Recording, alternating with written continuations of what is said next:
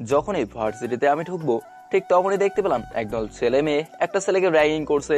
প্রথমে ছেলেটাকে উদুম কেলানি দেওয়া হলো, তারপর তাকে খালি গায়ে পুরো ভার্সিটি ঘোরানো হলো, যা আমি কখনো আশা করিনি। আজ আমার ভার্সিটিতে প্রথম দিন, আর যার উপরে যা বললেন তা হলো আজকে আমি যখন ভার্সিটিতে ঢুকছিলাম তখন এই দৃশ্য দেখলাম। আমি ভেবেছিলাম ভার্সিটিতে আর এসব র্যাগিং ট্যাগিং হয় না, কিন্তু আমি ভুল ছিলাম। এবার আসুন আমার পরিচয় দেওয়া যাক। আমি রিহান, বাংলা ৩য় বর্ষে পড়ি। ঢাকা ভার্সিটিতে আসছি পড়াশোনা প্লাস ভালো হইতে। বাবা মা কেউ নেই, এক কথায় আমি একা। কিন্তু আমার 3টা ছোট ভাই আছে, যারা আমার নিজের ভাই না, কিন্তু তার থেকেও বেশি কিছু। তাদের নাম সিজান, মানিক, প্রীতম। আমি পা টিপে টিপে ভার্সিটিতে প্রবেশ করলাম। সবাই আমার দিকে এমন দৃষ্টিতে তাকিয়ে আছে, মনে হচ্ছে আমি যেন মঙ্গল গ্রহ থেকে আসছি। টাকানোর যথেষ্ট কারণ আছে, কারণ আমার পরনে ফুটপাথ থেকে কেনা একটা 150 টাকার শার্ট এবং একটা কম দামি প্যান্ট, পায়ে একটা লোটর স্যান্ডেল। আসল লোটর না, নকল। আমি সামনে থেকে এগোতে থাকলাম, কিন্তু হঠাৎই ওই র্যাগিং গ্যাং থেকে একটা মেয়ে আমায় ডাকলো। আমি এদিক সেদিক তাকিয়ে দেখলাম, তারপর ইশারায় বললাম আমি। ওই মায়েরা আমায় কইলো, আমিও যাইতে লাগলাম। ওখানে গিয়ে দেখলাম 7 জন মেয়ে ও 5 জন ছেলে। একটা মেয়ে পেছন দিকে হয়ে আছে, চুলগুলো হাঁটু পর্যন্ত। আর ওদের সবাইকে দেখে বুঝলাম যে এরা সবাই বড় বাবার বেগে যাওয়ার সন্তান। তারপর একটা মেয়ে নীলাদ্রি বলে ডাকলো এবং তার সাথে সাথে মেয়েটা ঘুরে দাঁড়ালো। বুঝতে আর বাকি হলো না যে এই মেয়ের নামে নীলাদ্রি। মেয়েটা অপরূপ সুন্দর। আমি একবার তার দিকে তাকিয়ে আবার চোখ সরিয়ে ফেলে মাথা নিচু করে রাখলাম। তারপর মেয়েটা বলা শুরু করলো, ও আচ্ছা, তা মিস্টার খ্যাত, নাম কি তোর? রিহান। ও আচ্ছা, কই থেকে যে আসছিস দেখে তো মনে হয় ডাস্টবিন থেকেই উঠে আসছিস। ওয়াক থু। আর দেখে মনে হচ্ছে তুই ভার্সিটিতে নতুন। কি জন্য যে স্যারেরা তোদের মতো ফৈন্যের পোলাদের এই ভার্সিটিতে ঢোকায়? শোন, আমি হলাম এখানকার এমপির মেয়ে, আর এরা সবাই ঢাকার বড় বড় বিজনেসম্যানের ছেলে মেয়ে। আর এখানে সবাই আমার কথা মেনে চলে। তোকে সব ডিটেলস জানিয়ে দিলাম। হঠাৎ করে 5টা বাইক ভার্সিটিতে প্রবেশ করলো। সবাই তার দিকে তাড়াতাড়ি ভেতরে যেতে লাগলো। নীলাদ্রির গ্যাংয়ের সবাইও। নীলাদ্রি যেতে চায়নি, কিন্তু ওর বান্ধবীরা ওকে জোর করে নিয়ে গেল। এখন ক্যাম্পাসটাতে শুধু রিহান আর ওই 5টি বাইকে বসে থাকা 10 জন ছেলে। বাইক থেকে ছেলেগুলো নামলো আর রিহানকে উদ্দেশ্য করে বলল, কি রে, সবাই পালিয়ে গেল, তুই গেলি না? তুই মনে হয় নতুন। শোন, আমি হলাম রাফাত ভাইয়ের ভাই মামুন। আর রাফাত ভাইয়ের নাম শুনলে পুরো ঢাকা কাঁপে। যা, তোকে একটা চান্স দিলাম, পালা। সিংহ তো সিংহ, তার সামনে যদি 1000টা বাঘ এসেও গর্জন ছাড়ে তবুও সে একটুও ভয় পায় না। কিন্তু সিংহ যদি একবার গর্জন ছাড়ে তাহলে 1000টা বাঘও লেজ গুটিয়ে পালায়। কে বে তুই? এত বড় সাহস তুই কই পাস? সাহস? সাহস আর বুদ্ধি এটা তো উপরওয়ালা সবাইকে দেয়, কিন্তু সবাই সেটার সঠিক ব্যবহার করতে পারে না। যে পারে দিন শেষে সেই বিজয়ী এই বাচ্চা মরার লড়াইয়ে। ভাই, এর সাথে এত বকবক করার কি আছে? চট করে ধরে শুট করে দাও। দাঁড়া, আমি তো এর সাহস দেখে অবাক হচ্ছি। একে আজ একটা শিক্ষা দিয়ে যাব। এই, কে আসিস? ধরবেটাকে? সবাই মিলে আমাকে ধরে উদম কেলানি দিতে থাকলো। তাদের মার খেতে খেতে আমি নিচে পড়ে গেলাম, কিন্তু ওরা তাও আমাকে মারতেই আছে। আমি চুপচাপ মার খেয়ে যাচ্ছি, কোনো শব্দ করছি না। এক পর্যায়ে তাদের ফোনে একটা কল আসে এবং আজ বেঁচে গেলে বলে তারা চলে গেল। আমার গায়ে ওঠার মতো শক্তিও নেই। হঠাৎ আমি দেখলাম ভার্সিটির মেইন গেট দিয়ে সিজান, মানিক, প্রথম ঢুকতেছে। তারা ওই ভার্সিটিতে পড়ে, বাংলা প্রথম বর্ষে।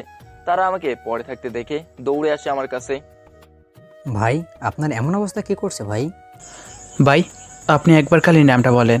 ভাই, ওরা আপনাকে মারলো, আপনি ওদের কিছু বলেননি কেন? তোরা থামবি? আমায় তোল আর বাড়ি নিয়ে চল, আজ আর ক্লাস করবো না। আচ্ছা ভাই, চলেন। তারপর ওদের সঙ্গে বাসায় চলে আসলাম, এসেই ঘুমিয়ে পড়লাম। পরের দিন ভার্সিটিতে ঢোকার সময় নীলাদ্রের গ্যাংয়ের ডাক, আমিও গেলাম। কালকে তো ভাব দেখাইতে গিয়া কেলানি তো ভালোই খাইলি। বলেই সবাই হাসা শুরু করলো। আমি চুপচাপ মাথা নিচু করে বলি, সবসময় সিংহের হিংস্রতা দেখাতে নেই, কারণ সিংহ যদি সবসময় তার হিংস্রতা দেখায় তাহলে আশেপাশে থাকা পাতি বাঘগুলো জঙ্গলে ঢুকতে ভয় পাবে। এত কথা কি থেকে আসে? হ্যাঁ, তোকে বলেছি না আমাদের সামনে মাথা নিচু করে থাকবি, তা না করে তুই বড় বড় কথা ছাড়ছিস। হঠাৎই বেল পড়লো, সবাই যার যার মতো ভেতরে চলে গেল। তোকে তো আমি পরে দেখতেছি। বলে ভেতরে চলে গেল। আমিও একটা দীর্ঘশ্বাস ফেলে আমার ক্লাসরুম খুঁজতে খুঁজতে চলে গেলাম রুমে। আমি যখনই ভেতরে ঢুকতে যাব তখনই আমি যা দেখলাম আমি তা দেখে পুরাই অবাক। কারণ আমি আর নীলাদ্রি সেম ডিপার্টমেন্টেরই সেম বর্ষে। আমাকে গেটে দাঁড়িয়ে থাকতে দেখে নিশা, নীলাদ্রির বান্ধবী, নীলাদ্রিকে বলতেছে,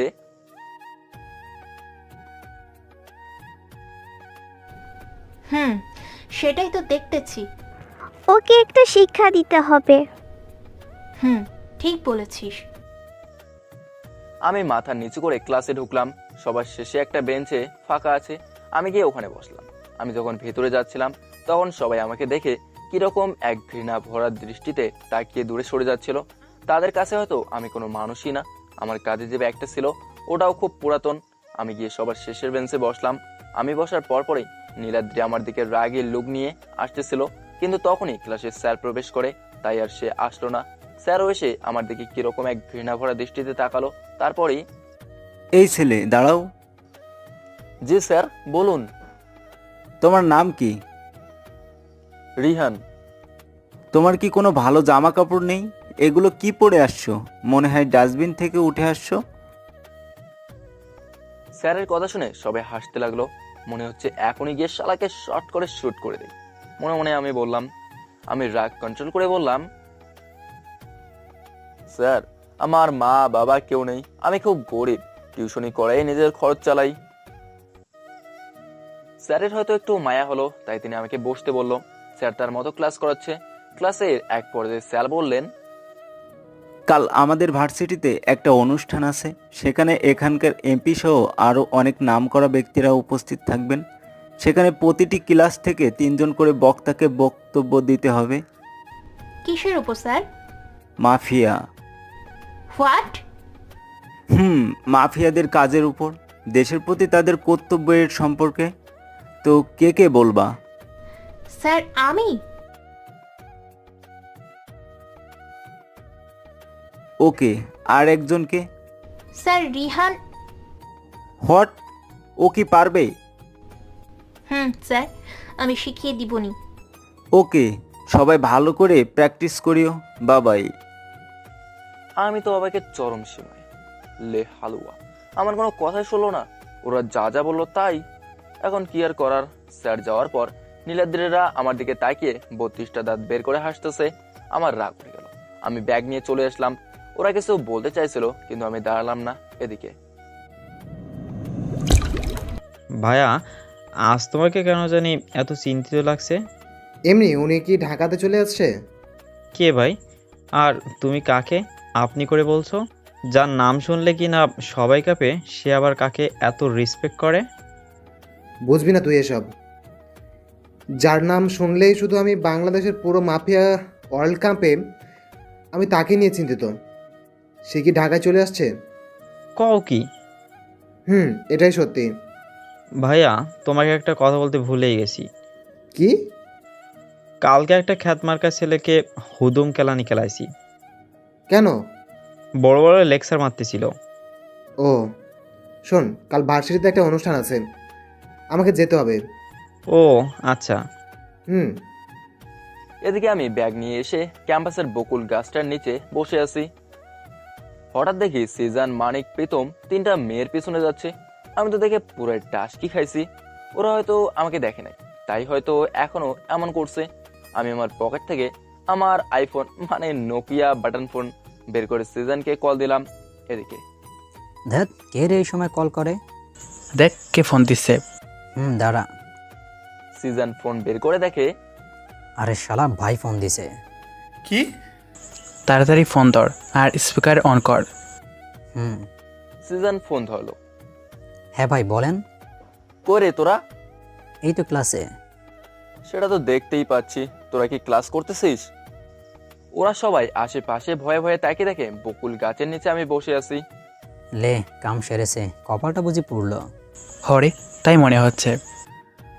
অত কথা এখন বাদ দিয়ে চল তিনজনে মিলে গিয়ে ভাইয়ের পায়ে পড়ি। যেই বলা সেই কাজ। ওরা তিনজন মিলে ওখান থেকে এক দৌড়ে ভাই বলে চিল্লিয়ে গিয়ে আমার পায়ে পড়ছে।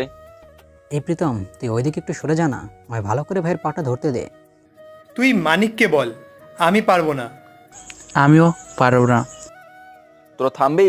ওঠ বলছি, ওঠ পাসার। ওরা সবাই পা ছেড়ে উঠল। শোন, আমি কিছু কথা বলি। প্রেম ভালোবাসা আমাদের জন্য নয় রে, কারণ আমাদের দিনই শুরু হয় রক্ত দিয়ে এবং শেষও হয় রক্ত দিয়েই। যেখানে আমাদের জীবনেরই কোনো নিশ্চয়তা নেই, সেখানে আরেকটা জীবনকে জড়িয়ে কি লাভ বল? তো ভাই চলো না, আমরা এগুলো বাদ দিয়ে সাধারণ মানুষ হয়ে যাই। এই লাইনে আসা যত সহজ, বের হওয়া তার থেকে অনেক কঠিন। কিন্তু হ্যাঁ, আমি এই লাইন থেকে বের হব। আমি আমার মা বাবাকে দেওয়ার শেষ কথা রাখবো। আমি এখান থেকে বের হব, তার আগে আমাকে এই দেশটাকে অনেক বড় একটা চক্র থেকে, যেখানে সব রকমের খারাপ কাজ করে, সেটাকে ধ্বংস করতে হবে। কে সেটা চালায় বা সেটা কার, এটা আমি এখনো জানি না। এগুলো করার পর আমি নিজেই নিজেকে আইনের কাছে আত্মসমর্পণ করব। তারপর তারা আমাদের যে শাস্তি দেবে সেটা আমরা মাথা পেতে নেব। হ্যাঁ ভাই, হ্যাঁ, চলো না, আমরা সাধারণ মানুষই বেঁচে থাকি। কেন ভাই, আমরা তো দেশের কোনো ক্ষতি করিনি, কোনো নির্দোষ মানুষকে মারিনি। যারা অপরাধ করছে আমরা তো তাদের মারছি, যাদের আইনে কোনো শাস্তি দিতে পারেনি। হ্যাঁ ভাই, আমরা বরঞ্চ গরিবদের কত সাহায্য করছি। হ্যাঁ ভাই, আমরা যে টাকা ড্রাগস স্মাগলারদের কাছ থেকে নেই, তাদেরই মেরে দিয়ে সেই টাকা তো আমরা গরিবদের মাঝে বিলিয়ে দেই। জানি না কি হবে, কিন্তু আমি আমার এই মিশন কমপ্লিট করবই করব। চল এখন বাসায় যাই, আজ রাতে একটা মিশন আছে। আচ্ছা চলো। তারপর আমরা ওখান থেকে চলে আসি। এদিকে ফোনে কল।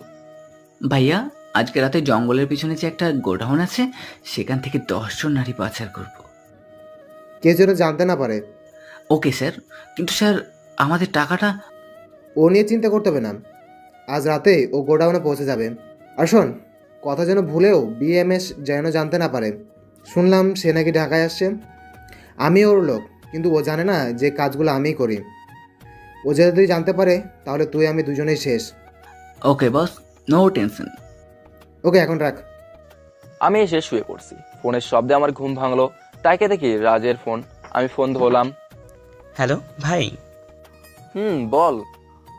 ভাই, জঙ্গলের পিছনে গোডাউন থেকে আজ ওরা 100 জন নারী পাচার করবে। ওকে, রাগ এখন। আচ্ছা ভাই। রাত বাজে 2:27। যখন এই ব্যস্ত শহর গভীর ঘুমে আচ্ছন্ন, তখনই এক হিংস্র সিংহ বেরিয়ে আসবে তার হিংস্র রূপে। তার তাণ্ডব লীলা চালাবে এই ব্যস্ত নগরের কিছু অপরাধীদের উপর। এই মানিক, সিজন, প্রীতম, রেডি হয়ে নে, মিশনে যেতে হবে। ওকে ভাই।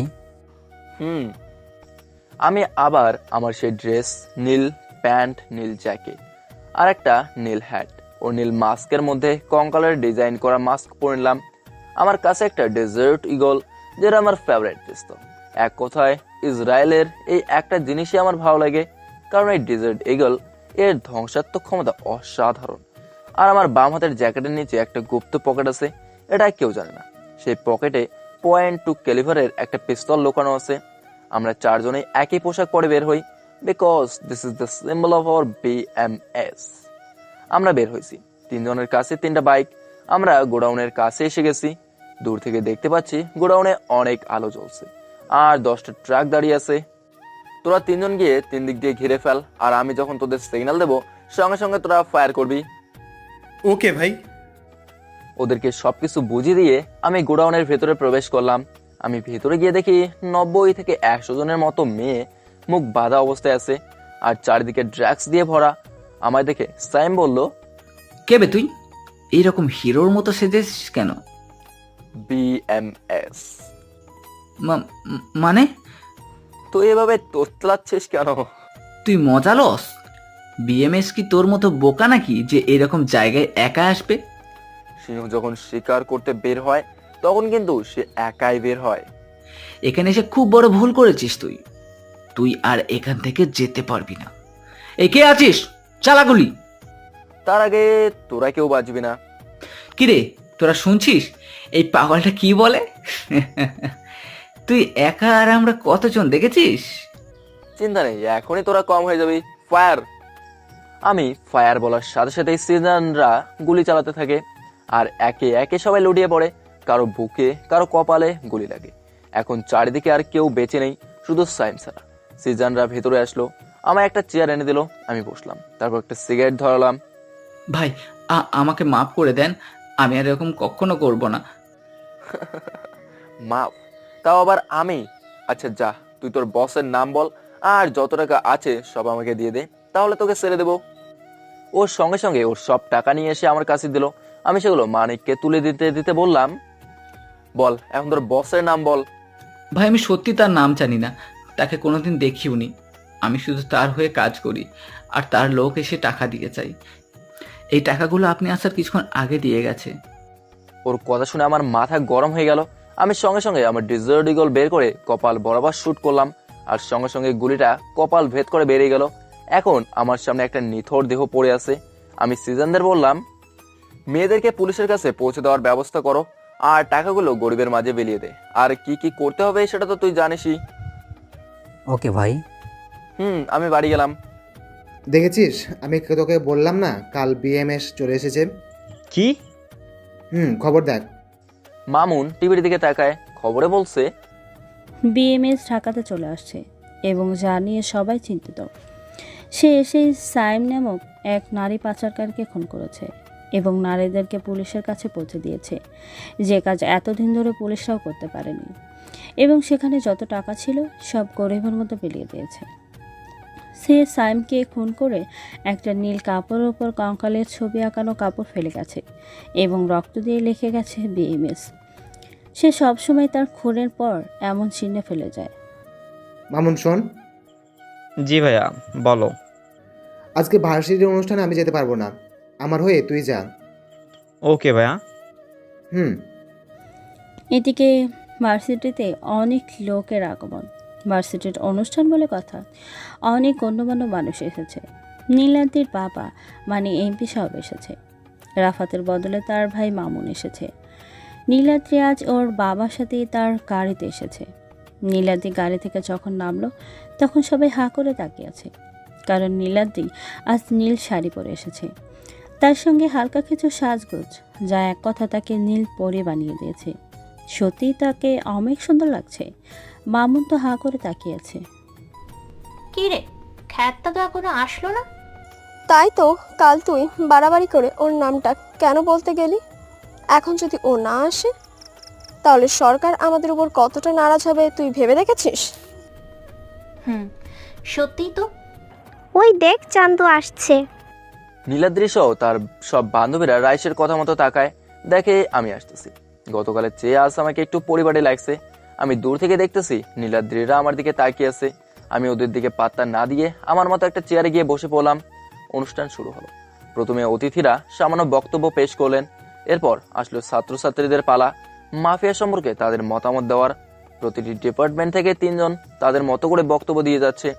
সবার মতামত শুনে আমার হাসি পাচ্ছে।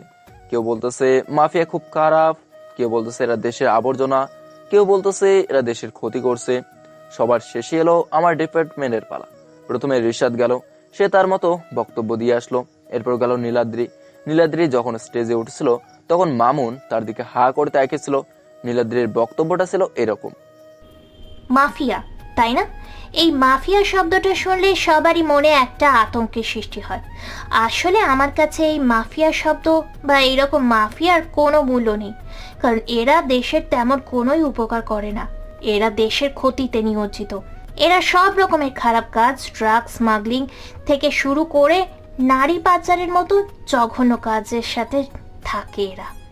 এরা হলো দেশদ্রোহী। এরা বড়লোক থেকে শুরু করে গরিবের টাকা ছিনিয়ে নিয়ে তাদের জীবনকে একটা কঠিন বিপর্যয়ের মধ্যে ঠেলে দেয়। এরা কখনো কারোর উপকার করতে পারে না। তেমন আমরা যদি বিএমএস এর কথাই ধরি, আজও সে একটা খুন করেছে। দিন দিন তার খুনের সংখ্যা বেড়েই চলেছে, কিন্তু আমরা কোনোভাবেই তাকে ধরতে পারছি না। এই রকম মাফিয়াদের প্রতি আমার কাছে আছে শুধু ধিক্কার। কি হবে মাফিয়া হয়ে যদি না দেশের উপকারেই লাগতে না পারি? আমার আর কিছুই বলার নেই। That's all. এই বলে নীলাদ্রি চলে আসলো। আমি তো ওর কথাগুলো শুনে হাসতে হাসতে শেষ। এরপর স্টেজে আমাকে ডাকা হলো। আমি চেয়ার ছেড়ে স্টেজের দিকে যেতে লাগলাম। আমি স্টেজে গিয়ে প্রথমে অতিথিদের সম্পর্কে কিছু বললাম, তারপর আমি আমার মেইন পয়েন্ট মানে মাফিয়াতে চলে আসলাম।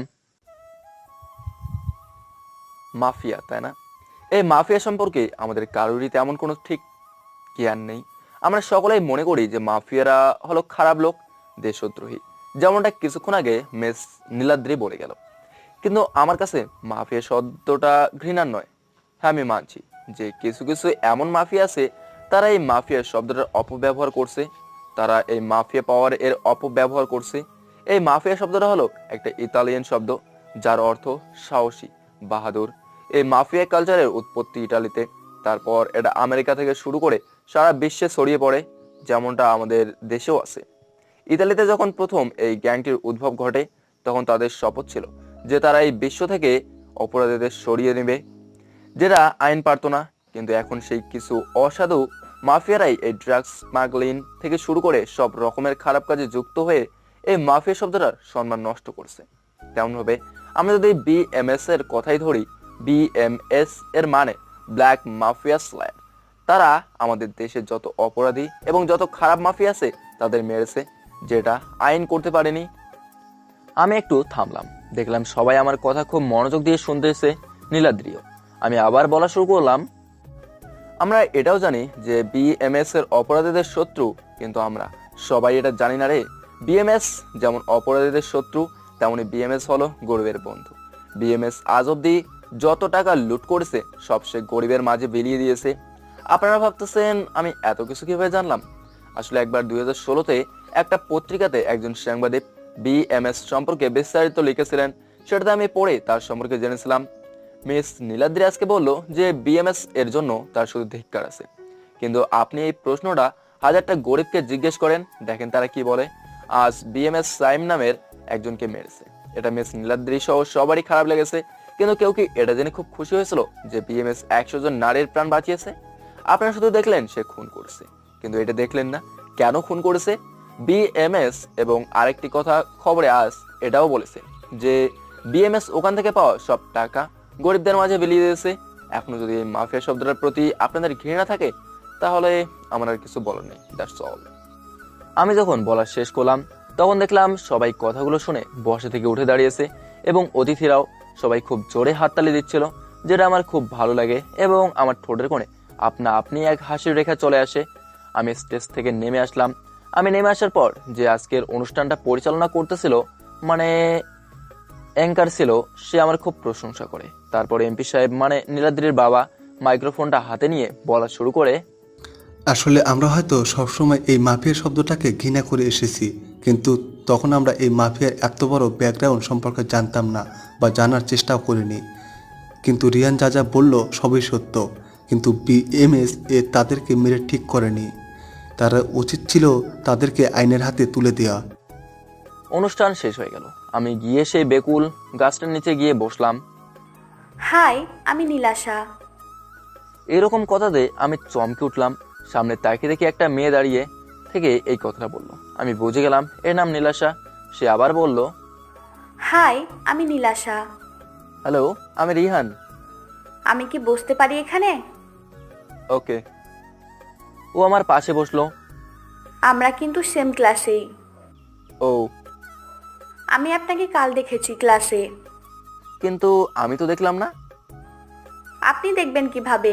ক্লাসে আসার পর থেকেই তো মাথা নিচু করে বসেছিলেন। ও আচ্ছা। আমার বাবাও এখানে অতিথি হিসেবে উপস্থিত ছিলেন। উনি দেশের নাম্বার 1 বিজনেসম্যান।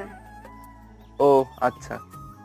আপনি কিন্তু ভালোই বক্তব্য দিলেন, আমার কিন্তু বেশ লেগেছে। আরে না, যা সত্য সেটাই বলেছি মাত্র। ও যাই হোক, আমরা কি বন্ধু হতে পারি? বন্ধু? আমার সাথে বন্ধুত্ব করে লাভ কি?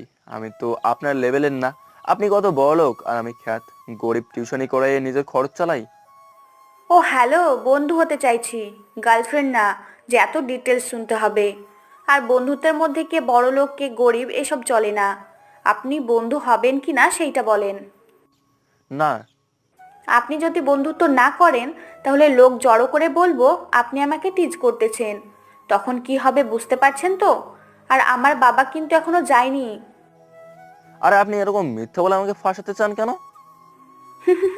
সেই জন্যই বলছি বন্ধু হয়ে যান। এ তো মহা বিপদ। তাড়াতাড়ি বলেন কি করবেন। মেয়ে আমার ব্যাকগ্রাউন্ড শুনলে বন্ধু তো দূরে থাক, আমার কাছেই আসতে চাইবে না। মনে মনেই বললাম। কি হলো, এত কি ভাবেন? তাড়াতাড়ি বলেন কি করবেন। কি আর করার, যে বিপদে ফেললেন হ্যাঁ না করে উপায় আছে?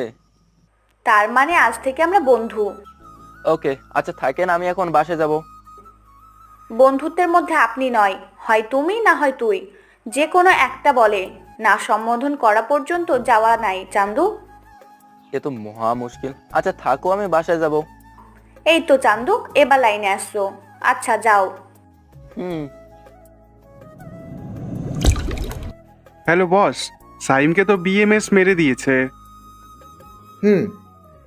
ওকে সেদিন বারবার করে বলেছিলাম যে বিএমএস কিন্তু ঢাকাতে চলে এসছে, সব কাজ দেখে শুনে করিস, কিন্তু শালা মূর্খর কথাটা কানেই নেয়নি, সেজন্য সেই নেই।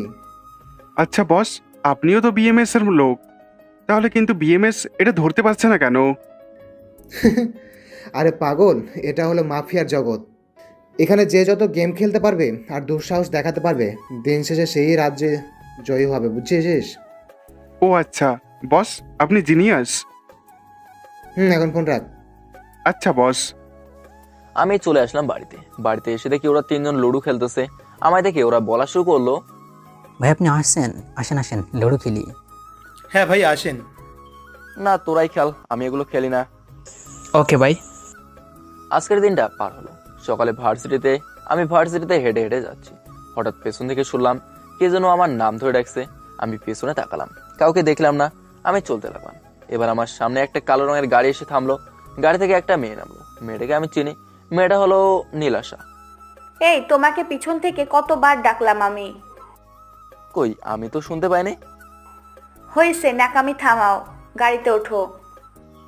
কেন, আমি হেঁটেই যেতে পারবো। ওকে, তাহলে আমিও তোমার সাথেই হেঁটে যাব। ড্রাইভার তুমি চলে যাও। আরে আরে কি করছো? চুপ, একদম চুপ। আমি তোমার সাথেই হেঁটে যাব। আচ্ছা চলো। হাঁটা শুরু করলাম আমরা। আচ্ছা তুমি কই থাকো? মেসে। ও, তোমার রুমমেট কতজন? 3 জন। ও, ভার্সিটিতে চলে আসছি। ও আমরা ভার্সিটিতে ঢোকার সময় নীলাদ্রি এমন ভাবে তাকিয়ে আছে, মনে হচ্ছে আমাকে চোখ দিয়ে গিলে খাবে। কাল তো খুব বললি যে তুই রিহানকে ভালোবাসিস এবং ওকেই তোর বড় বানাবি, কিন্তু তোর জানেমান নিশারার সাথে। উফ, তোরা চুপ করবি? দেখ, আমি ওর কাছে যাচ্ছি সরি বলতে। আমি দেখলাম নীলাদ্রি আমার কাছে আসতেছে। নীলাশা ক্লাসে চলে গেছে। সরি। কেন? তোমার সাথে খারাপ ব্যবহার করেছি সেই জন্য। ও মা, মায়া দেখি তুমি করে ডাকতেছে। ও আচ্ছা। মাপ করেছো? জান এখন। কেন, আমি থাকলে সমস্যা কি? যদি ওই নীলাশা থাকতো তাহলে কোনো সমস্যা হতো না, তাই না? না না। কিসের না না? শোন, নীলাশার থেকে দূরে থাকবি। কেন? আমি বলছি তাই। আমি আপনার কথা কেন শুনবো? কারণ আমি তোকে এমন সময় মামুন তার দলবল নিয়ে আসছে, কারণ নীলার দিকে তার ভালো লাগছে। মামুন এসে নীলাদ্রির সামনে। এই নীলাদ্রি, আমি তোমাকে ভালোবাসি। কি? সত্যি? তুই ভাবলি কি করে যে আমি তোর মতো একটা জানোয়ারকে ভালোবাসবো? এই নীলাদ্রি, বেশি কথা বলিস না। নীলাদ্রির সঙ্গে সঙ্গে একটা চড় মেরে বলে, তোর সাহস কি করে হয় আমার হাত ধরার?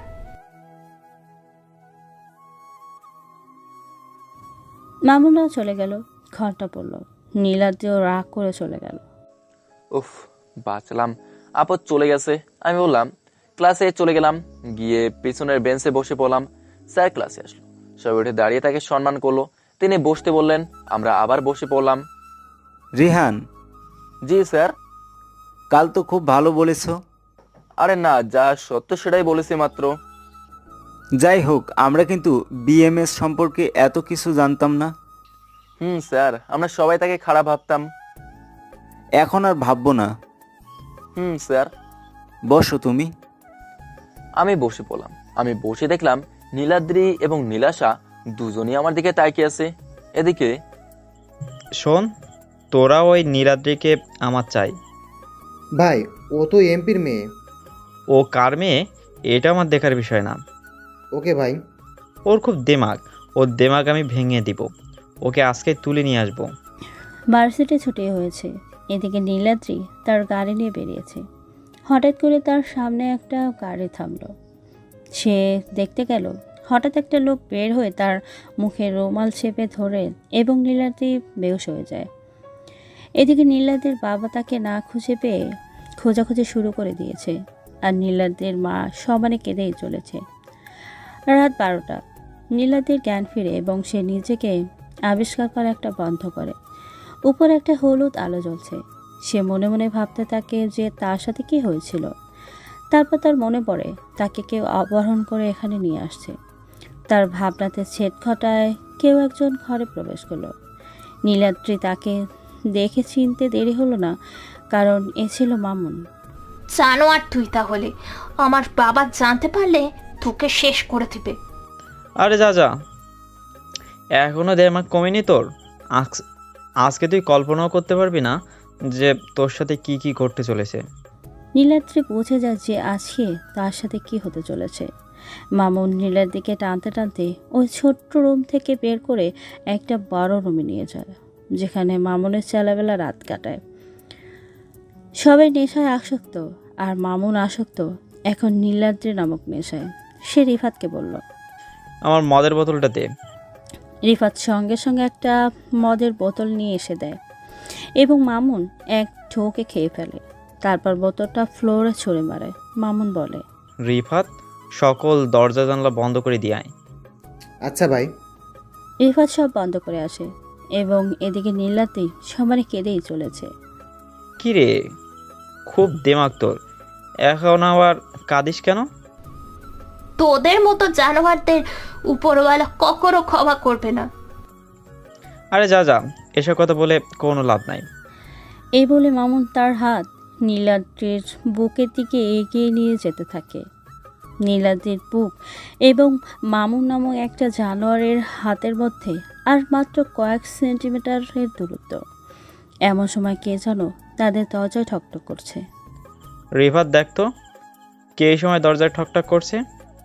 বেশি বাড়াবাড়ি করলে নামেই দিবি বেটাকে। আচ্ছা ভাই। এদিকে নীলাদ্রি কেঁদেই চলেছে।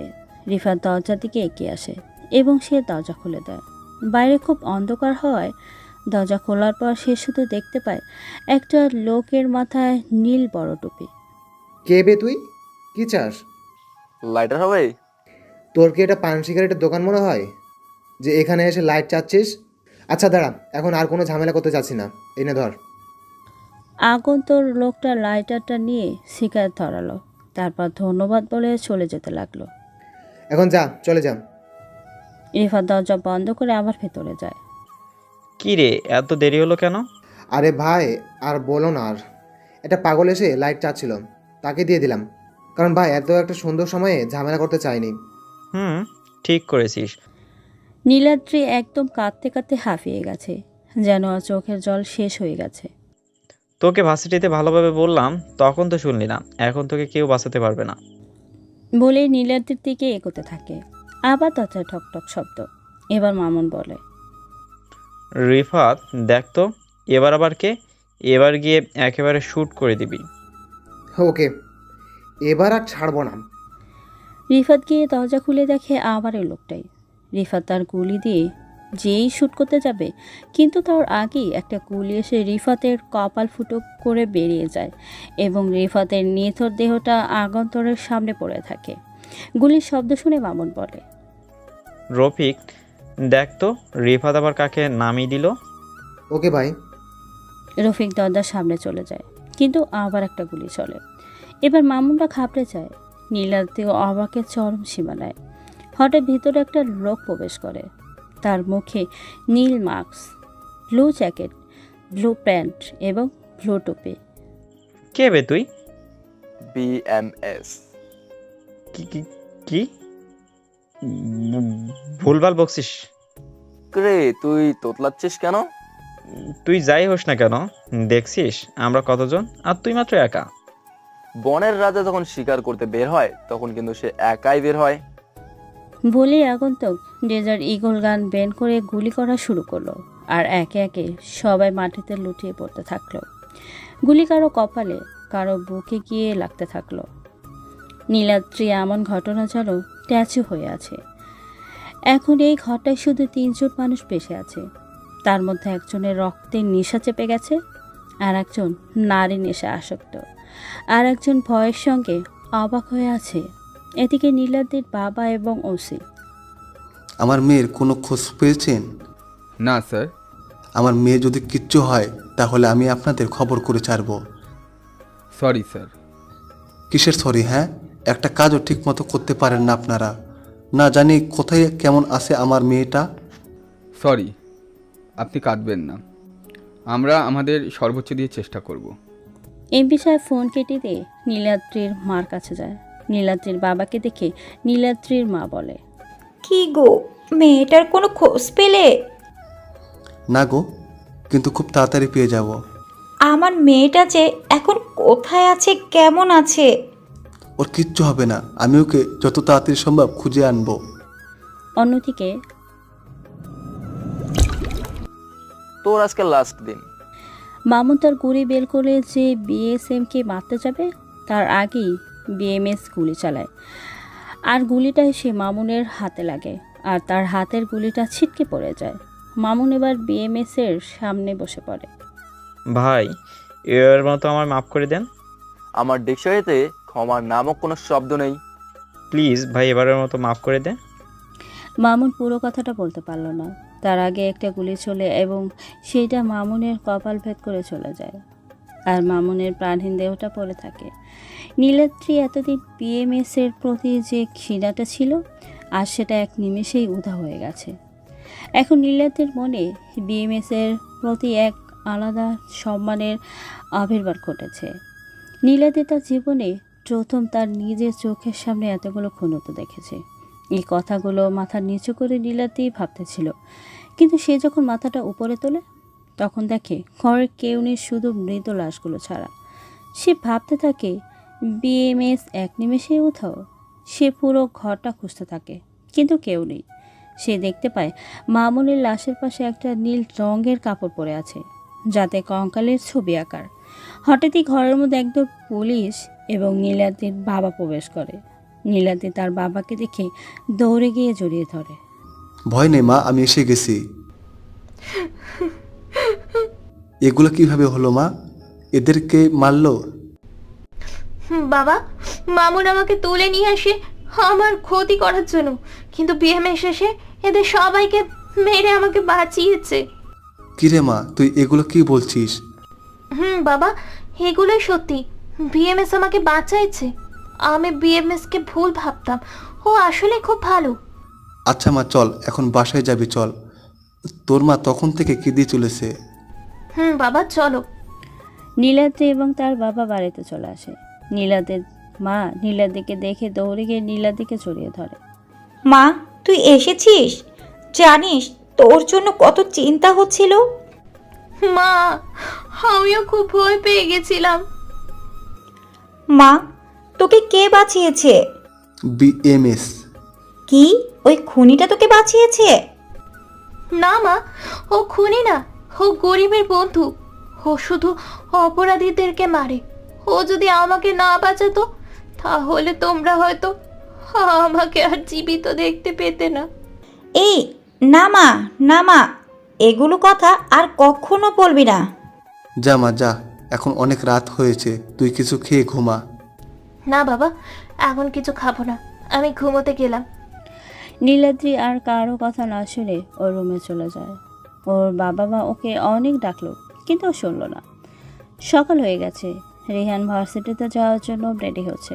তখনই মানিক একটা খবর আর কাগজ নিয়ে দৌড়াতে দৌড়াতে আসে আর বলে, ভাই এই দেখো, খবরের কাগজে কি বের হয়েছে, এমপির মেয়েকে বাঁচালেন বিএমএস।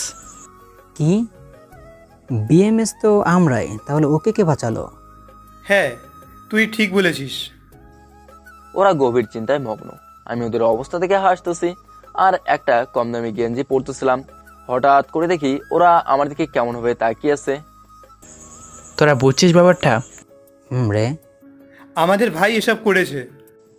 এই রে, ধরা পড়ে গেছি। ভাই তুমি একা একা গেছিলা কেন? হ্যাঁ, তুমি আমাদের বলনি কেন? তোরা ঘুমাচ্ছিলি তাই তোদের ডাকিনি, আর একটু দেরি হলেই খবর খারাপ হয়ে যেত নীলাদ্রির। তোমার যদি কিছু হয়ে যেত? কিছু হবে তাও আবার আমার? হাসালি রে তোরা। পরক্ষণে দেখি ওরা তিনজন এসে আমায় জড়িয়ে ধরে কেঁদে দিচ্ছে। ভাই, আমাদের একমাত্র আপন বলতে তুমিই আছো। তুমি তো আমাদের নতুন করে বাঁচতে শিখিয়েছ। তোমার যদি কিছু হয়ে যায় আমরা কি নিয়ে বাঁচবো? ওরা সবাই কথাটা কেঁদে কেঁদে বলল। ওদের কথা শুনে আমারও চোখ দিয়ে জল গড়িয়ে পড়লো। আরে না, তোরা থাকতে আমার কিচ্ছু হবে না রে। ওদেরকে বুঝিয়ে আমি ভার্সিটির উদ্দেশ্যে রওনা দিলাম।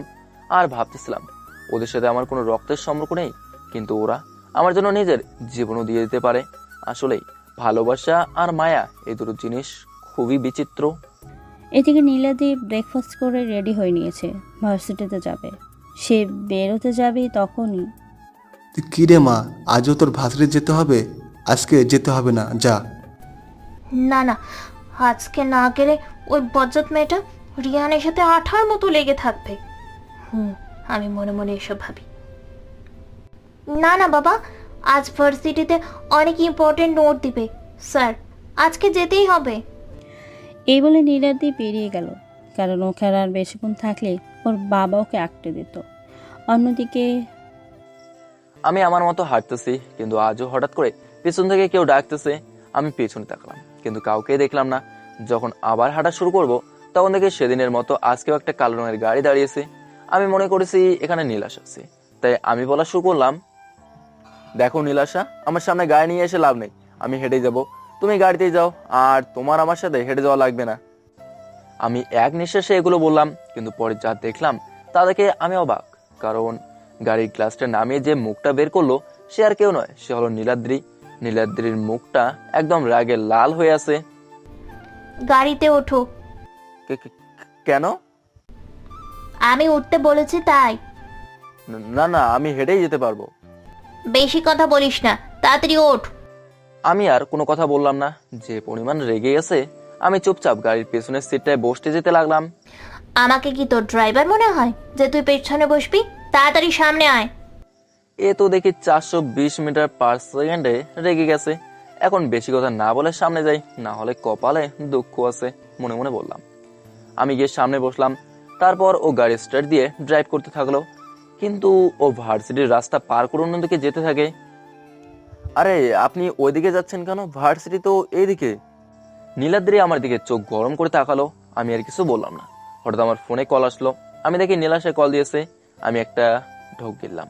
নীলাদ্রি আমাকে জিজ্ঞেস করলো, কে ফোন দিয়েছে? চুপ হয়ে রইলাম। কথা কি কানে যায়নি? হুম। কে কল করেছে? নীলাশা। কি? ওই শাকচুনিটা? ফোন ধর আর স্পিকার অন কর। আচ্ছা। আমি কলটা রিসিভ করে স্পিকার অন করলাম। কই তুমি? এই তো আসতেছি। এতক্ষণ লাগে? আচ্ছা, তাড়াতাড়ি আসো, আজ তোমায় নিয়ে নদীর পাড়ে ঘুরতে যাব। আচ্ছা আচ্ছা, তুমি তাড়াতাড়ি আসো, বাই। ফোন কেটে দিল। এদিকে রাফাত তার ভাইয়ের মৃত্যুতে গভীরভাবে শোকাহত। সে মনে মনে ঠিক করে নেয় যে বিএমএসকে মেরে তার ভাইয়ের মৃত্যুর প্রতিশোধ নেবে। আমার ভাইকে যে কে মেরেছে তাকে আমি ছাড়বো না। বিএমএসকে আমি ধ্বংস করব বুদ্ধি দিয়ে। রাফাতের ডান হাত আশরাফুল। কিন্তু কিভাবে ভাই? এমবিপিএস অনেক মাথা ঠান্ডা খেলোয়াড়, ওকে মারা এত সহজ হবে না ভাই। আমিও ওর লোক, কিন্তু আমি এই মাফিয়া সিটিতে কিং হতে চাই। বিএমএসের সাথেই গেম খেলবো। ওর কাছ থেকেই শিখা যে এই মাফিয়া গেম কিভাবে খেলেন। ওর সাথে এবার শুরু হবে মাফিয়া গেম। ওর বুদ্ধি দিয়ে মারবো ওকে। নীলাশা ফোন কেটে দিল। আমি দেখলাম নীলাদ্রি গাড়ি থেকে নেমে কাঁদতে কাঁদতে চলে যাচ্ছে। আমিও গাড়ি থেকে নেমে তার পিছিয়ে পিছিয়ে যেতে থাকলাম। সে সমানে কেঁদেই চলেছে। কাঁদতে কাঁদতে সে নদীর দিকে যেতে থাকে। আমি তার হাতটা ধরলাম। আমি জীবনে এই প্রথমবার কারো হাত ধরলাম। আরে ওদিকে কোথায় যাচ্ছেন আর কাঁদতেছেন কেন? মরতে যাচ্ছি, আর আমি কাঁদলে তোর কি? এগুলো কি আজে বাজে বকছেন? হ, আমি আজে বাজে বকছি, আমি পাগল, তুই যা। কথা বলতে বলতে নীলাদি দিল নদীতে ছাপ। নীলাদি সাঁতার পারত না, এটা রিহান জানত। এটা জানার পেছনে একটা গল্প আছে। রিহানও নদীতে ছাপ দেয়। নীলাদ্রির প্রায় ডুবুডুব অবস্থা।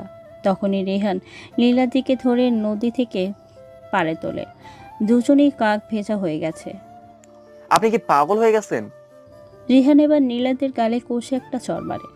ফর্সা গালটাতে একটা চড় মারার কারণে লাল হয়ে আছে। নীলাদ্রি কান্না করতেছে। তোমার যদি কিছু হয়ে যেত তখন আমার কি হতো ভেবে দেখছো? নীলাদ্রির তো এমন অবস্থা পুরাই বোকা বনে গেছে। তার কাছে সব যেন কেমন এলোমেলো লাগছিল। আমার কিছু হয়ে গেলে তোর কি হতো? আমি তোর কে হই? চুপ হয়ে রইলাম। আর তুমি কিভাবে জানলে আমি সাঁতার পারি না? বলতেই হবে? থাক না কিছু রহস্য। আমার কিন্তু এগুলো ভালো লাগে না। তুমি বলবা কি বলবা না? বলতে তো চাচ্ছি না। শুধু আমি একা নই, তোমার পাঠক পাঠিকারাও জানতে চাই। তাই তুমি যদি এখন না বলো তাহলে আমি আবার নদীতে ঝাঁপ দেবো। আচ্ছা বলবো, কিন্তু আগে বলো তুমি কি আমায় ভালোবাসো? জানি না। তাহলে আমিও বলবো না। হ, ভালোবাসি তোমায়, কিন্তু কখন কবে থেকে এটা আমি নিজেও জানি না। তাহলে আজকের ঘটনা শোনার পর থেকে তুমি আর আমায় ভালোবাসবে না? কেন? তাহলে শোনো। বলো। আশরাফকে চেনো? ওনার কথা আমার বাবার মুখে শুনেছি। উনি আর আমার বাবা নাকি বেস্ট ফ্রেন্ড ছিল। তারা নাকি একে অপরকে ছাড়া কিছুই বুঝতো না। কিন্তু আমার বাবা ঢাকায় চলে আসে কাজের জন্য, আর উনি রাজশাহীতে চলে যান, কারণ উনি একজন ওসি ছিলেন এবং তার পোস্টিং হয়েছিল রাজশাহীতে। আমার যখন 11 বছর, তখন বাবা আমাকে বলে আমার প্রাণের বন্ধু আশরাফ আঙ্কেল আর তার পরিবার রোড অ্যাক্সিডেন্টে মারা যায়। সেই দিন আমার বাবা খুব ভেঙে পড়েছিল। আশরাফ আঙ্কেলের নাকি একটা ছেলে ছিল। আমার বাবা আর ওনার ইচ্ছে ছিল আমরা বড় হলে আমাদের দুজনকে বিয়ে দেবে, কিন্তু উনি তার আগেই পরিবার সহ মারা যান। সব মিথ্যে, সব মিথ্যে। আশরাফ সাহেব হলো আমার বাবা। নীলাদ্রি অবাক। ওতে আমার বাবাকে ওখানকার এক ড্রাগস স্মাগলার, তার নাম রিশান, সে আমার বাবা মাকে মেরে ফেলে, কারণ আমার বাবা ওখানে ওদের এগুলো খারাপ কাজ করতে দিত না। 2010 সালে আমার যখন 11 বয়স, দিনটা ছিল সোমবার। আমি বিকালবেলা আমার বন্ধুদের সাথে খেলা শেষ করে বাসায় আসি। আমি বাসায় ঢুকতে যাব, তখন দেখি রিশান তার লোকজন নিয়ে বের হচ্ছিল। আমি গিয়ে আমার বাসায় ঢুকি আর দেখি যে আমার বাবা মাকে ওরা গুলি করেছে। আমি এগুলো দেখে জোরে চিৎকার করে কাঁদতে কাঁদতে মার কাছে যাই। আমার মা ততক্ষণে মারা গেছে, আমার বাবা তখন বেঁচে ছিল। উনি আমাকে দেখতে পেয়ে বলল, বাবা, আমায় রিশান মেরেছে, আমি তো পারলাম না। তুই এই দেশে থেকে অপরাধীদের পরিষ্কার করিস বাবা, ব্ল্যাক মাফিয়াদের ধ্বংস করে দিবি বাবা। যখন তোর কাজ শেষ হবে তখন তুই আবার ভালো হয়ে যাবি। না বাবা, আমি তোমার কিচ্ছু হতে দেবো না। না রে, আমার কাছে আর সময় নাই। আর শোন, আমার ইচ্ছা ছিল যে রাফিউলের মেয়ের সাথে তোর বিয়ে দিব। এই কথা বলেই তিনি আর থাকলেন না, চলে গেলেন। আমি আমার মা বাবার দাফন শেষ করে আমার বাবার গুলি নিয়ে চলে যাই রিশানের বাড়িতে। আমি ওর বাড়িতে ঢুকতে জেলেই যতজন আমাকে আটকাতে এসেছিল সবাইকে গুলি করি। তারপর চলে যাই রিশানের বাড়িতে। গিয়ে দেখি ও বসে আছে। আমায় দেখে বলল, রিশান বলল, কে রে তুই এভাবে বাসা ঢুকে পড়ছিস? BMS। ওকে আর কিছু বলার সুযোগ না দিয়ে শাট শাট করে 3টা গুলি চালাই। একটা ওর কপালে, আর একটা ওর বুকে, আর একটা ওর পেটে লাগে। ওখান থেকেই আমার শুরু হয় মাফিয়া লাইফ, BMS। তারপর আমি চলে আসি কুমিল্লাতে, আর ওখানেই আমার পরিচয় হয় প্রীতম, সিজান, মানিক। ওদের নিয়ে নেই আমার এই মাফিয়া রাজ্যে। ওরা আমার জন্য জীবনও দিয়ে দিতে পারে। আমি আস্তে আস্তে সব ব্ল্যাক মাফিয়াদের মেরে ফেলি, আর ওখান থেকে যা টাকা পাই সব টাকা গরিবদের মাঝে ফিরিয়ে দেই। সব ব্ল্যাক মাফিয়াদের আমি মেরে দিয়েছি। এখন শুধু এই ঢাকাতে একটা আছে। ঢাকাতে আসার আমার 2টা কারণ। এক হলো এখানে একজন ব্ল্যাক মাফিয়া আছে, আর দ্বিতীয় হলো তুমি নীলাদ্রি। বর্তমান আমি সব কথা বললাম মাথা নিচু করে। তারপর আমি মাথা নিচু করে বললাম, নীলাদ্রি তুমি যদি আমায় পুলিশে দিতে চাও দিতে পারো, কিন্তু এখন আমায় কেউ ধরতে পারবে না। আমি আগে লাস্ট ব্ল্যাক মাফিয়াকে মারবো, তারপর আমি নিজে আত্মসমর্পণ করব। আমি কথাগুলো শেষ করে নীলাদ্রির দিকে তাকালাম, দেখলাম নীলাদ্রির চোখে জল। তুমি ভাবলে কিভাবে আমি তোমাকে পুলিশের হাতে তুলে দিব? আমি জানতাম। হঠাৎ ওই নীলাদ্রি এসে আমায় জড়িয়ে ধরলো, আমিও তাকে আলতো করে জড়িয়ে ধরলাম। শুরু হলো ভালোবাসার এক নতুন অধ্যায়, যেই অধ্যায় একটা ছেলে আর একটা মেয়ে ছোটবেলা থেকে যাদের ছিল বিয়ে হবার কথা, আজ তারা জড়িয়ে গেল এক ভালোবাসার বন্ধনে, যেখানটাতে থাকবে না কোনো রাগ, কোনো হিংসে, কোনো মনোমালিন্য, থাকবে শুধু অফুরন্ত ভালোবাসা। নীলাদ্রি আমাকে জড়িয়ে ধরেছে, এমন সময় নামলো বৃষ্টি। মনে হচ্ছে যেন আকাশ, বাতাস, নদী সবাই আমাদেরকে অভিনন্দন জানাচ্ছে। আমি নীলাদ্রির মাথাটা আমার বুক থেকে সরিয়ে আমার দিকে করলাম, তারপর আমি ধীরে ধীরে আমার ঠোঁট তার দিকে এগিয়ে নিয়ে যেতে শুরু করলাম। নীলাদ্রি এতক্ষণে তার চোখ বন্ধ করে নিয়েছে, তার ঠোঁট দুটো কাঁপতেছিল। আমি আমার ঠোঁট দুটা তার কপালে আলতো করে একটা চুমু এঁকে দিলাম। নীলাদ্রি মনে করেছিল যে তার সাথে অন্য কিছু হয়তো হবে। তুমি তো ভয় পেয়ে গেছিলে, ভিতর ডিম একটা। নীলাদ্রির এইরকম কথা শুনে হঠাৎ করে তার হাত দিয়ে আমার মাথা ধরে আমার ঠোঁটের সাথে তার ঠোঁট এক করে দিল। 2 মিনিট পর এটা কি হলো? কোনটা কি হলো? তুমি কিস করলা কেন? বারে, এখন হচ্ছে তুমি আমার সম্পত্তি, তাই আমার যা ইচ্ছে আমি তাই করব। আর তাছাড়া তুমি আমার ভিতর ডিম বলেছিলে না? লে হালুয়া। আচ্ছা চলো, এখন অনেকক্ষণ ধরে ভেজা কাপড়ে আসো, অসুখ করবে তোমার। আচ্ছা চলো। তারপর আমরা গিয়ে নীলাদ্রির গাড়িতে উঠলাম। এদিকে বৃষ্টি হচ্ছে। আমি তোমায় ড্রপ করে দিব। আরে না, লাগবে না। তুমি এত বেশি কথা বলো কেন? আচ্ছা চলো। গাড়ি চলতে চলতে আমার মেসের সামনে এসে দাঁড়ায়। আচ্ছা যাও তাহলে। বাই। বাই। আমি গাড়ি থেকে নেমে আসতে যাব, পেছন থেকে নীলাদ্রির ডাক। রিহান। কি? শোনো। আমি ওর কাছে এগিয়ে গেলাম। বলো। নীলাদ্রি আমার হাত ধরে টেনে নিয়ে আমার কপালে একটা চুমু দিয়ে বলল, বাই। আমি আর দাঁড়ালাম না। এদিকে এই সিজন মানিক, দেখ ভাই একটা মেয়ের সাথে। কই কই? কোথায়? ওরা দুজন গেম খেলতেছিল, কিন্তু প্রীতমের কথায় ওরা রীতিমতো দৌড়ে যায়। ভাই এটা আমি কি দেখলাম? ভাইও একটা মেয়ের সাথে। এই দেখ দেখ, মেয়েটা ভাইয়ের হাত ধরে টান দিল। শুধু টানে দিল না রে, আবার চুমুও দিল।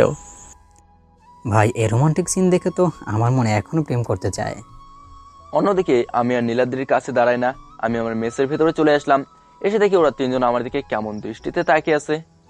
কি হয়েছে? আমি কি চিড়িয়াখানার কোনো প্রাণী নাকি যে এইভাবে দেখছিস? আমি এই কথা বলে একটা প্যান্ট আর একটা টি শার্ট নিয়ে বাথরুমে গিয়ে গোসল করে চেঞ্জ করে নিলাম। আমি বাইরে আসতেই দেখি ওরা তিনজন একসাথে। ভাই, ভাবিকে আমাদের পছন্দ হয়েছে। আমি অবাক। কি এর ভাবি? কার ভাবি? কেমন ভাবে? ন্যাকা ষষ্ঠী, যেন কিছু জানে না। একটা মেয়ে যে আপনাকে নামিয়ে দিয়ে গেল। তারপর আপনার হাতটাও ধরেছিল। তারপর আপনাকে ইয়েও দিয়েছিল। আমি তো বুঝে ফেলছি এরা সব দেখছে। নীলাদ্রির উপর আমার এখন খুব রাগ হচ্ছে। ওর এখানে এসে চুমু দেওয়া লাগবে কেন? তা ভাই, ভাবির নাম কি? কি আর করার, আমার সবকিছু ঠিকঠাক বলা ছাড়া। নীলাদ্রি। কোথায় পড়ে? আমি আর ও একই ক্লাসে পড়ি। কার মেয়ে? এমপির। কি? রে। তারপর ওদেরকে নদীর পাড়ের সবকিছুই খুলে বলি। ও ভাই, বুঝলাম। তার মানে এই মেয়েটাই আপনার ছোটবেলার রাজকুমারী। এদিকে নীলাদ্রির বাড়িতে এসে ফ্রেশ হয়ে জামা কাপড় চেঞ্জ করে নিল। কি রে, আজ এত দেরি হলো কেন? বন্ধুদের সাথে একটু ঘুরতে গেছিলাম। তা না হয় বুঝলাম, কিন্তু তোকে আজ এত খুশি খুশি লাগছে কেন? বলি ব্যাপারটা কি? এমনি। অন্যদিকে রাত 11টা বাজে। শোন, তোরা বিএমএস এর খোঁজ পেয়েছিস? কি বলেন ভাই, সত্যি? ও এখন ভার্সিটিতে আছে। তাহলে চলেন ভাই, ওকে কালে গিয়ে মেরে দেই। দেখ সালা মূর্খ, ওকে যদি এত সহজে মারা যেত তাহলে আজ মাফিয়া কিংয়ে বিএমএস না আমি হতাম, বুঝেছিস? ও তাহলে কি করবেন? আমি তোদেরকে ওর সব ডিটেলসে দিয়ে দেব। তোরা কয়েকদিন ওর ওপর নজর রাখতে হবে। সকাল হয়ে গেছে। নীলাদ্রি ভার্সিটিতে এসে রিহানের জন্য অপেক্ষা করতেছিল, কিন্তু রিহান এখনও আসছে না। নীলাদ্রি অপেক্ষা করতে করতে দেখে রিহান আসতেছে। নীলাদ্রি রিহানের কাছে যাওয়ার আগেই সেখানে নীলাশা চলে আসে। আমি দেখতেছি নীলাশা আমার দিকে আসতেছে। এই তোমার আসতে এতক্ষণ লাগে? আর কাল তুমি আসলে না কেন? চুপ হয়ে রইলাম। নীলাশা আমার হাতটা ধরে আমি নীলাদ্রির দিকে তাকালাম, কেমন যেন রাগী দৃষ্টিতে তাকিয়ে আছে। কি হলো বলো? ঘুম থেকে উঠতে দেরি হয়ে গেছিল। নীলাশা আমার আরো কাছে এগিয়ে আসলো। ও এমন সময় দেখি নীলাদ্রি আমাদের কাছে এসে গেছে। এই মেয়ে সরো। নীলাশাকে আমার কাছ থেকে সরিয়ে দিয়ে, কেন? ও আচ্ছা আচ্ছা, তোমাকে তো বলাই হয়নি আমি আর রিহান একে অপরকে ভালোবাসি। কি সত্যি? হুম। রিহান ও যা যা বলছে সব কি সত্যি?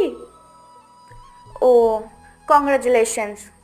ওর অমন কথা শুনে নীলাদ্রি অবাক, কারণ নীলাদ্রি মনে করেছিল নীলাশা আমাকে ভালোবাসে, কিন্তু নীলাদ্রির সব কল্পনা জল্পনা ভেঙে দিয়ে নীলাশার এমন উত্তরে নীলাদ্রি অবাক। এই নীলাদ্রি আর রিহান শোনো, আমি কিন্তু দুইজনের দিক থেকে ট্রিট পাচ্ছি। অবশ্যই। কবে দিবা তাহলে? আজই চলো। আজ না, আমার একটু কাজ আছে। আচ্ছা তাহলে কাল। ওকে ডান। আচ্ছা বাই। বাই। নীলাশা চলে গেল। আমি ওদের কথা শুনছিলাম এতক্ষণ। এই রিহান চলো, আজ সারাদিন তোমার সাথে ঘুরবো। কেন, আজকে ক্লাস করবে না নাকি?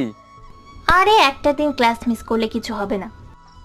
নীলাদ্রি আমার হাত ধরে যেই গাড়িতে তুলতে যাবে, তখনই মানিক, সিজন, প্রীতম আমাদের সামনে এসে হাজির। High Babi. হ্যালো, বাট তোমাদের তো চিনলাম না। কেন ভাই, আপনাকে আমাদের কথা কিছু বলেনি? কই না তো। ও আচ্ছা, শোনেন, আমরা হলাম বিএমএস এর ভাই, ওনার সাথে থাকি আমরা। ও এখন বুঝলাম। কিন্তু যাই বলেন, আপনাকে আমাদের ভাইয়ের সাথে দারুণ মানিয়েছে। তোরা আজ ক্লাস করবি না? কির ক্লাস আজকে? আজকে ভাবি আমাকে ট্রিট দিবে। আপনার যদি ক্লাস করার ইচ্ছে থাকে তাহলে আপনি যান, আমরা যাবো না। লে হালুয়া, এত বড় অপমান! আপনাকে আমরা ভয় পাই না, কারণ আমাদের ভাবি রক্ষা করবে। আমাকে ভয় পাস না তোরা, দাঁড়া আমি আসতেছি। ওদের দিকে এগোতেই, ভাবি বাঁচান। আহ রিহান থামো তো, ওদের সাথে এমন করতেছ কেন? ওরা তো শুধু ট্রিট চাইছে। এই তোমরা যাও, গাড়িতে গিয়ে বসো। ওরা গাড়িতে উঠে গেল। আমি বললাম, আজ বেসিক্যালি ওরা আমাকে ভেঙচি কেটে গাড়িতে উঠলো। তারপর আমি আর নীলাদ্রি গাড়িতে উঠলাম। নীলাদ্রি গাড়ি চালাচ্ছে, আমি তার পাশে বসে আছি। নীলাদ্রি গাড়িটা রেস্টুরেন্টের সামনে এনে দাঁড় করালো। তারপর আমরা সবাই রেস্টুরেন্টে গেলাম। আমি আর নীলাদ্রি একসাথে বসলাম। তোমাদের যা ইচ্ছে অর্ডার করো, আজ সব বিল আমি দেবো। ওকে ভাবি। বলেই তারা অর্ডার শুরু করলো। মজার বিষয় হলো তারা খাওয়ার সময় কোনো চামচ ব্যবহার করছিল না, যা থেকে রেস্টুরেন্টের সবাই হাসাহাসি করছিল এবং সবাই নানা রকম কথা শোনাচ্ছিল। তোমরা চামচ ব্যবহার করো। হঠাৎ করেই আমি দাঁড়িয়ে গেলাম। তারপর বলা শুরু করলাম, এক্সকিউজ মি, আপনাদের সবার উদ্দেশ্যে আমার কিছু বলার আছে। আপনারা যে ওদের চামচ ছাড়া খাওয়া দেখে হাসতেছেন, একটা কথা কি ভুলে গেছেন যে আমরা যখন জন্মের পর প্রথম খাবার খেয়েছিলাম, সেটা কিন্তু আমাদের মা নিজের হাতেই আমাদের খেয়ে দিয়েছিল। আমাদের মা কিন্তু প্রথম এই হাত দিয়েই আমাদের খাওয়া শিখেছিল। আমাদের দেশের স্বাধীনতার জন্য, আমাদের মাতৃভাষার জন্য, আমাদের বাঙালি সংস্কৃতির জন্য 30 লক্ষ মানুষ তাদের জীবন দিয়েছে। কিন্তু আজ সামান্য 2 দিনের বিদেশি রীতির জন্য আপনারা আমাদের বাঙালি রীতিকে দেখে হাসছেন। বাবা, ধিক্কার জানাই এমন বাঙালিকে যারা বিদেশি রীতির জন্য নিজেদের বাঙালি রীতিকে নিয়ে হাসাহাসি করে। আমি আর কিছু বললাম না, সেখান থেকে চলে আসলাম। আমি বাইরে দাঁড়িয়ে আছি। তারপর দেখি নীলাদ্রি সহ ওরা 3 জন আসতেছে। আমি বললাম, কি হলো, আসতে এত দেরি হলো কেন? আরে ভাই বলো না, তুমি যে বলে আসলা। তাতে সবাই তাদের ভুল বুঝতে পারছে। তারা তোমাকে খুঁজতে ছিল। আর ওরা সবাই এসে আমাদেরকে সরিও বলেছে। ও আচ্ছা, বুঝছি, এখন চলো। নীলাদ্রি, রিহান, জিহান, প্রীতম, মানিক দাঁড়িয়ে আছে। তারা গাড়িতে উঠতে যাবে তখনই পিছন থেকে 10-12 জনের মতো কিছু বকাটা ছেলে নীলার দিকে নিয়ে বাজে বক্তব্য করছিল। আশিক ভাই, দেখেছো মালটাকে? রে, কি ফিগার! আমি আর চুপ থাকতে পারলাম না। কে বললি এই কথাটা? কেন, কি করবি তুই? আমি বলেছি। আমাকে ধাক্কা দিয়ে বলল আশিক। আমি আর চুপ থাকতে পারলাম না। আমি 5 পা পিছিয়ে এসে পিছনে ঘোরলাম, তারপর আমার ঘাটটা ঘুরিয়ে ফুটালাম। তোমাদের ভাই এগুলো কি করতেছে? ভাবি আপনি শুধু দেখতে থাকেন। ভাবি বিনা টিকিটে এখন অ্যাকশন মুভি দেখেন। আমি আশিকের দিকে দৌড়ে গিয়ে একটা সুপারম্যান পাঞ্চ দিলাম। আশিক সহ ওখানে যারা ছিল সবাই আশিকের সাথে ধাক্কা খেয়ে পড়ে গেল। আশিকের মুখ দিয়ে রক্ত পড়তেছিল। তারপর ওরা একে একে আমাকে মারতে আসলো। আমিও কাউকে সুপারম্যান পাঞ্চ, কাউকে সুপার কিক মারতেছি। সবাই উড়াধুরা মার খেয়ে এখন পড়ে আছে। তারপর আমি আশিকের কাছে গেলাম। মেয়েরা মায়ের জাতি, এখন থেকে তাদের সম্বন্ধে কিছু বলার আগে তোকে এই দিনটার কথা মনে পড়বে। আর একটা কথা, তোর কিন্তু মেয়েদের শক্তি সম্পর্কে কোনো ধারণাই নেই। আমি চলে আসলাম নীলাদ্রির দিকে। যখন মারামারি হচ্ছিল তখন নীলাদ্রি বারবার বলছিল সৃজনদের যে তোমরা যাও, রিহানকে থামাও, আর না হয় তোমরা ওকে সাহায্য করো। আরে ভাবি, ভাইয়ের ওরা কিছুই করতে পারবে না, আর ভাইয়ের কারোর সাহায্যও লাগবে না। ভাই তো এমনি এমনি বিএমএস হয়নি। আমি মারামারি শেষ করে তাদের কাছে গেলাম। ভাই তুমি কি মারটাই না মারলা ওদের। হয়েছে, এখন চল। তারপর সবাই গাড়িতে উঠলাম। নীলাদ্রি ড্রাইভ করছিল। আচ্ছা রিহান, তুমি কবে এগুলা ছেড়ে দিয়ে সাধারণ মানুষ হয়ে যাবে? আমি তো তোমাকে বলেছিলাম যে আমার টার্গেট পূরণ না হওয়া পর্যন্ত এখান থেকে আমি বেরোতে পারবো না। কিন্তু তোমার সেই টার্গেটটা কবে পূরণ হবে? খুব শীঘ্রই। আমি বুঝে ফেলেছি যে কে এর পেছনে আছে। শুধু রাজের একটা কলের অপেক্ষা। এই রাজটা আবার কি? ও আমাদের একজন গোপন মেম্বার, সব মিশনের আগে ও সব ডিটেলস জোগাড় করে। ও, এই তোরা নাম, এসে গেছি। ওরা ভেতরে চলে গেল। নীলাদ্রি শোনো, আমি কাল ভার্সিটিতে আসবো না।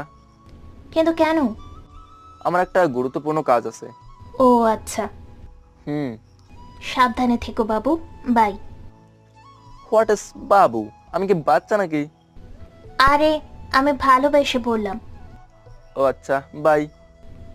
বাই। নীলাদ্রিও চলে গেল। আমি বাড়ির ভেতরে আসলাম। এসে দেখি ওরা তিনজন একসাথে বসে আছে আর গেমস খেলছে। আমি একটা লাঠি নিয়ে গিয়ে ওদের সামনে একটা বাড়ি দিতেই ওদের হুঁশ ফেলো। তোদের মধ্যে কে যেন বলেছিল নীলাদ্রির সামনে যে আমাকে দেখে তোরা নাকি ভয় পাস না। ওরা একে অন্যজনকে দেখাচ্ছে। ওদের অবস্থা দেখে আমি হাসতে হাসতে শেষ। ভাই প্রীতম বলছিল। আরে শুধু শুধু আমায় বাস দিচ্ছিস কেন? ওই কথা তো মানিক বলেছিল। না ভাই, আমি বলিনি ওই কথা, সিজন বলেছে।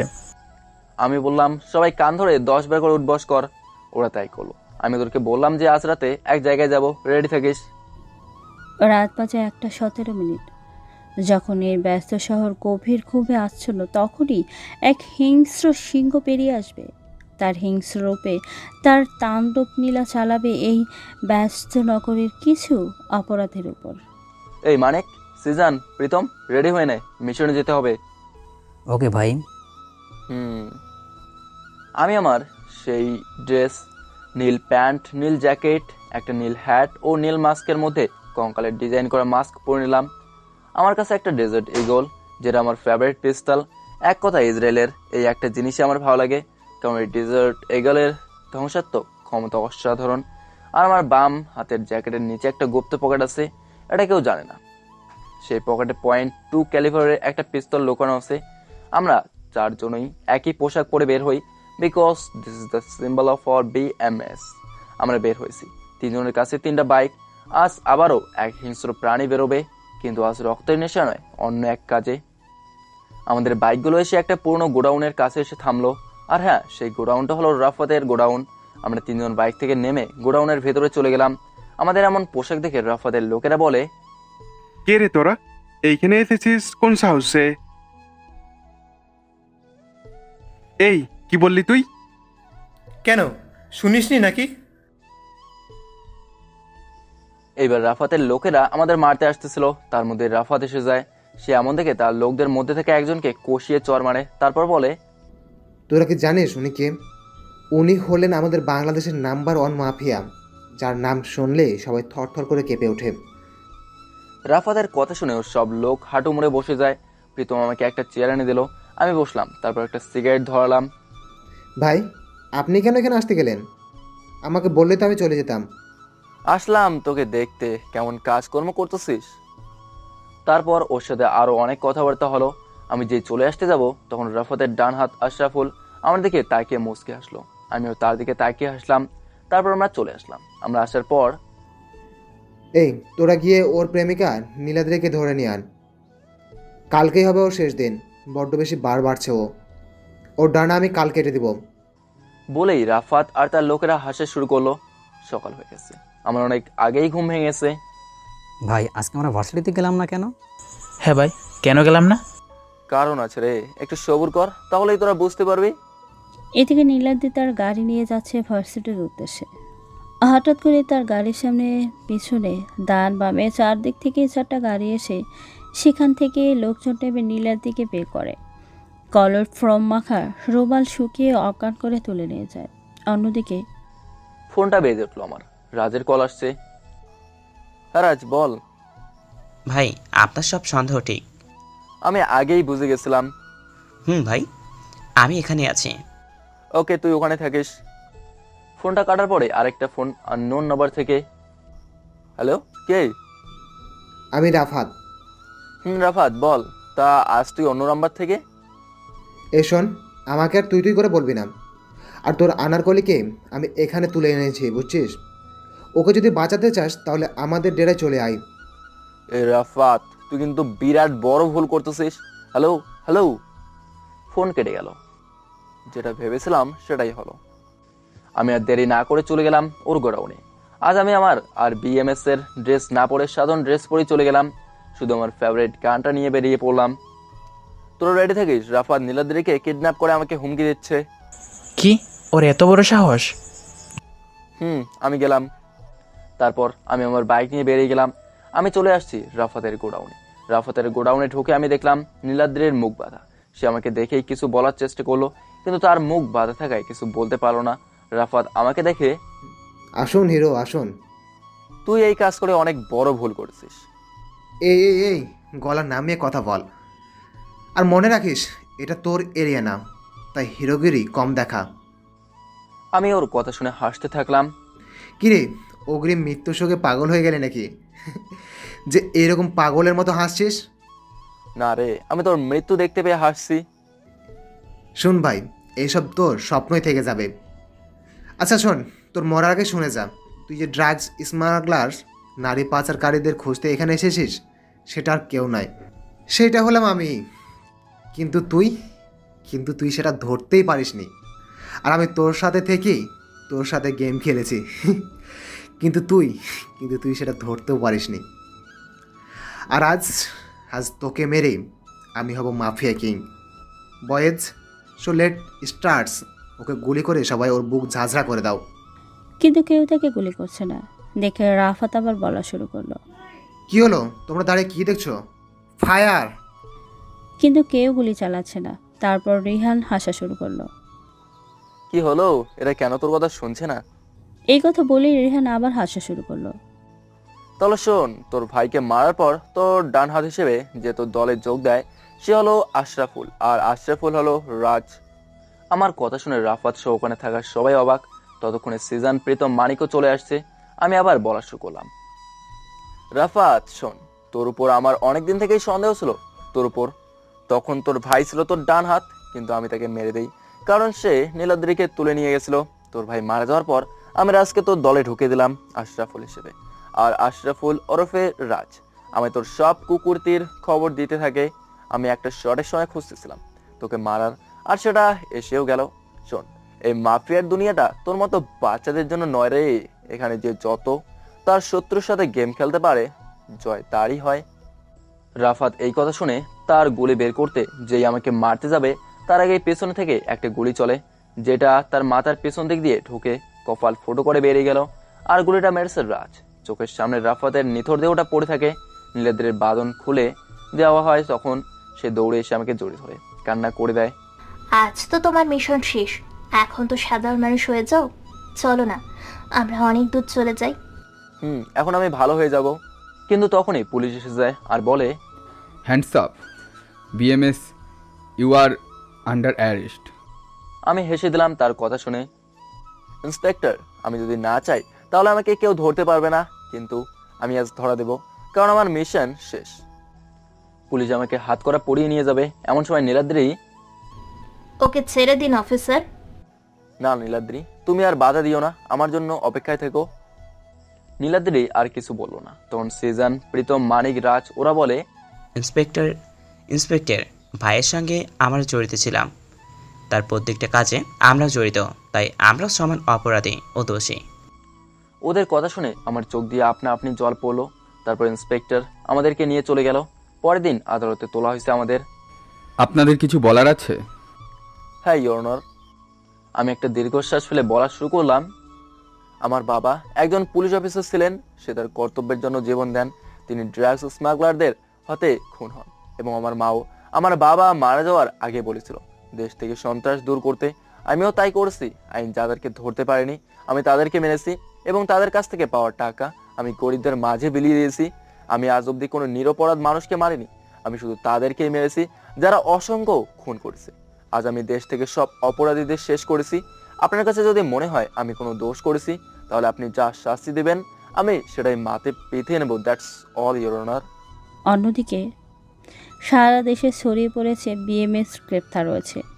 সারা দেশে সাধারণ মানুষরা আন্দোলন করছে। আদালতের সামনে অসংখ্য মানুষের ভিড়।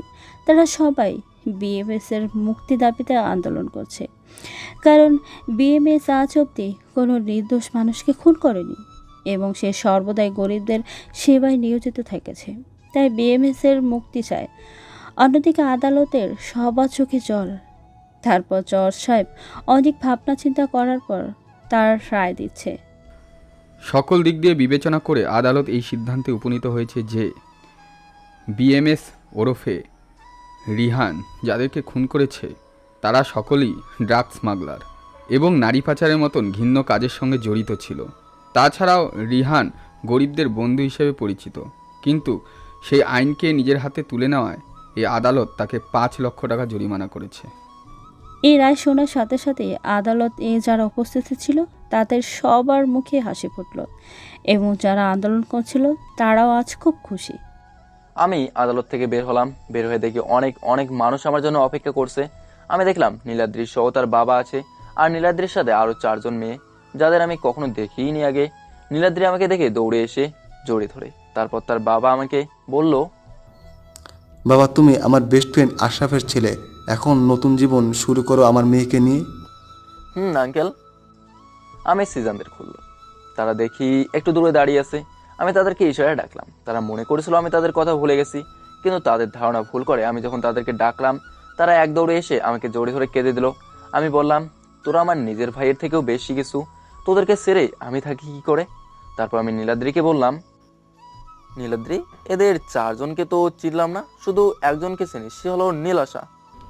এ হলো নিশি, এ হলো রিনা, আর এ হলো লামিয়া। আর এরা হলো তোমার এই 4 ভাইয়ের গার্লফ্রেন্ড। নিশি হলো সিজনের, আর নীরা হলো প্রীতমের, আর লামিয়া হলো মানিকের। আর জানো নীলাশা কে তুমি? আমি ভুল ভাবতাম, সে হলো রাজের প্রেমিকা। কি? আমি তো এগুলো কিছুই জানি না। তারপর আমি রাজদের দিকে তাকালাম। দেখলাম ওরা 4 জন লজ্জায় মাথা নিচু করে আছে। হয়েছে, আর লজ্জা পেতে হবে না, যা করার করেই ফেলছিস। যা, যে যার যার মতো করে তার গফের সাথে গিয়ে দাঁড়া। সবাই যে যার মতো দাঁড়ালো। আমি নীলাদ্রির কাছে গিয়ে বললাম, নীলাদ্রি, আজকে তো আমাদের এই মাফিয়া গল্পটা শেষ হলো, তোমার কিছু বলার আছে নাকি? তাহলে বলে ফেলো।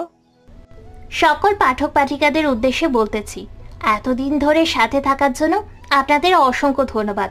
আর পুরো গল্পটা আপনাদের কেমন লেগেছে দয়া করে জানাবেন। আবার দেখা হবে কোনো নতুন গল্পে। ততক্ষণ অবধি সুস্থ থাকুন, ভালো থাকুন।